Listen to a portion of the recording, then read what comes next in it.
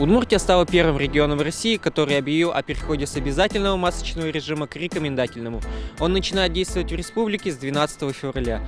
Спросим у жителей Ижевска, знают ли они об этом, как относятся к введению рекомендательного режима, и зададим им другие вопросы по этой теме.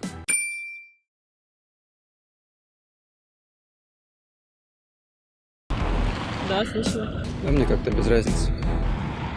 Знаю. Рано его отменять.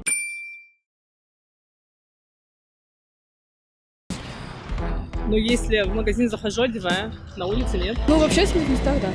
Сейчас уже нет, раньше, может быть, да. Конечно. На улице так, а в транспорте, в общественных местах обязательно. Ну, мне надоели эти маски. Да, конечно. Все равно маски носить нужно.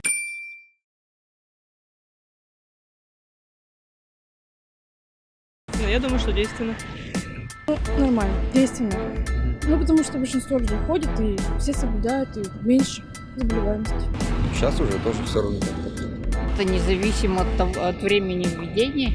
Если вирус есть, то надо с ним бороться постоянно. Мне кажется, что нет. Ну, наверное, от людей зависит. Кто-то же его не соблюдает, кто-то соблюдает. Ну да, конечно, это самое нужно, вводить эту систему, да.